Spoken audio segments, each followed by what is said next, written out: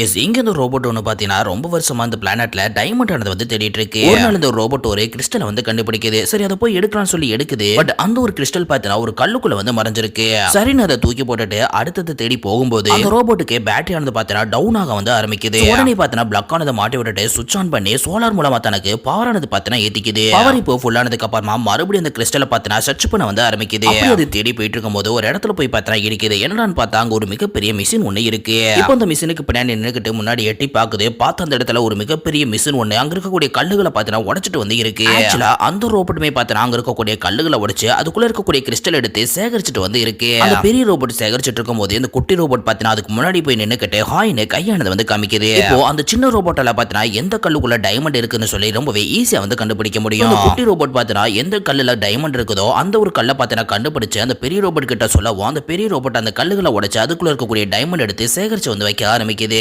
அப்படி எடுக்கப்பட்ட அந்த ஒரு டைமண்டுகளை பார்த்தா ரெண்டு பேருமே ஆளுக்கு பாதியா வந்து பிரிக்க யோசிச்சுக்கிறாங்க. அப்படி ஒரு நாள் அவங்க டைமண்டை பிரிச்சுட்டு இருக்கும்போது கடைசியா பார்த்தனா ஒரே ஒரு டைமண்ட் மட்டும் மீதி வந்து இருக்கு. ஒரு சின்ன ரோபோட் பார்த்தனா இதை நம்மளே எடுத்துக்கலாம்னு சொல்லி தன்னோட பாதியில போட போகுது. அப்போ அதை பார்த்தீங்கன்னா அந்த பெரிய ரோபோட் பார்த்துட்டு சின்ன ரோபோட்டை பார்த்தீங்கன்னா அப்படியே தூக்கி வந்து எரியுது. இதனால அந்த சின்ன ரோபோட் பார்த்தீங்கன்னா அங்க இருக்கக்கூடிய கல்லுக்குள்ள ஒளிஞ்சு போய் வந்து நின்னுக்குது. அந்த பெரிய ரோபோட் பார்த்தீங்கன்னா அதை பிடிக்கிறதுக்காக அந்த கற்கள் எல்லாத்தையுமே உடைக்கவும் இது மறுபடியும் பார்த்தீங்கன்னா பயந்து போய் வேற பக்கமா வந்து ஓடிட்டு இருக்கு. தப்பிச்சு போகும்போது கூட பார்த்தீங்கன்னா அந்த பெரிய ரோபோட் ஒரு கல்லை தூக்கி அது மேல எரிஞ்சு பார்த்தீங்கன்னா ஸ்டாப் பண்ண வந்து செஞ்சிருது. கீழே விழுந்து கிடக்கக்கூடிய அந்த ஒரு சின்ன டைமண்ட் எடுத்து இது தன்னோட பாதியில பார்த்தீங்கன்னா போட்டுக்க வந்து செய்யுது. இப்படி பண்ண வந்த சின்ன ரோபோட் ரொம்பவே கோபமாகி பெரிய ரோபோட் கிட்ட இருக்கக்கூடிய பாராசூட் ஆப்ஷனை பார்த்தீங்கன்னா ஆன் பண்ணி வந்து விட்டுருது. அந்த பெரிய ரோபோட்டும் அந்த பாராசூட்ல இருந்து தப்பிக்கிறதுக்காக எவ்வளவோ ட்ரை பண்ணுது. பட் அந்த பாராசூட்டோட கயிறு அருந்து போகவும் வானத்துல பார்த்தீங்கன்னா அந்த ரோபோட் தூக்கி எறியப்படவும் செய்யுது.